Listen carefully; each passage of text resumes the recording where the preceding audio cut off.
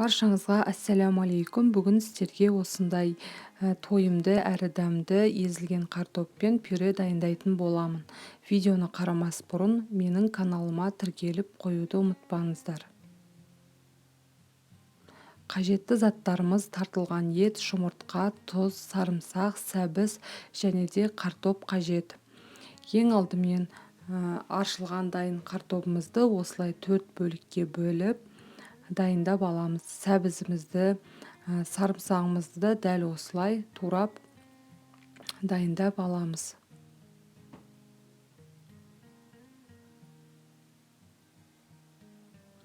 Дайын бөліктерімізді осылай ет тартқыштан өткізіп, барлығын жақсылап, яғни өткізіп алуымыз қажет.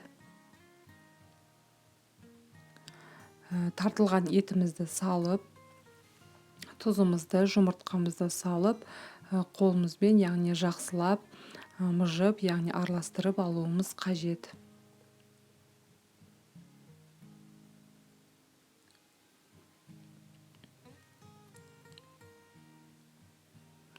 Дайын болғаннан кейін осылай қолымызбен алып, домалақтап, яғни шетін тегістеп, әдемілеп жасап шығамыз. Дайын котлеттерімізді осылай доскаға барлығын тізіп аламыз. Яғни барлық котлеттерімізді осылай әдемілеп жасап шығуымыз қажет.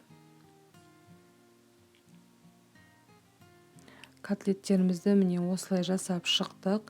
Енді қызып тұрған майымызға барлығын бір-бірден салып, асты қызарғанша жақсылап қуырып алуымыз қажет.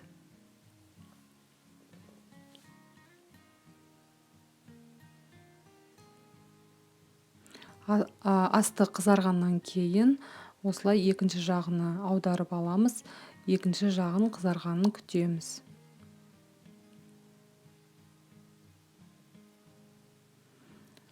Екінші жағы да дәл осылай қызарғаннан кейін майынан сорғытып, бөлек ыдысқа алып аламыз. Яғни бұл котлеттеріміз бізде толықтай піскен жоқ, яғни шала пісті десе де болады. Бұны кейін артынан, яғни подливын жасаған кезде булап аламыз. Енді қызып тұрған табамызға туралған сарымсағымызды салып, 1,5 қасық шай қасықпен томатымызды салып, жақсылап араластырып аламыз. Біраз қуырылғаннан кейін тұзымызды салып аламыз. Ары қарай теркадан өткізілген сәбізімізді салып, тағы да 5 минуттай жақсылап қуырып аламыз.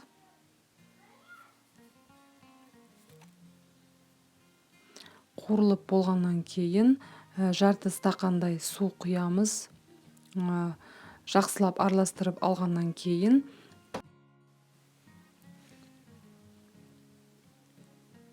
котлеттерімізді осылай бір-бірден салып, бірінің үстіне бірін қойып, жақсылап тізіп шығамыз. Яғни бұл котлеттерімізді 10-15 минуттай толықтай піскенше бетін жауып қойып, яғни пісіріп алуымыз қажет.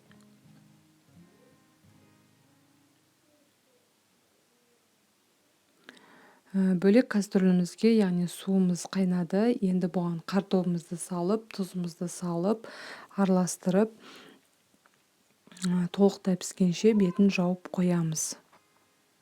Картопымыз дайын болғаннан кейін миксердің көмегімен осылай жақсылап араластырып, яғни езіп алуымыз қажет.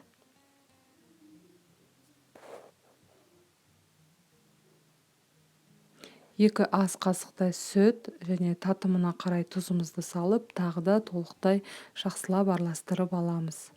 Пюреміз міне бізде осындай болып шығады.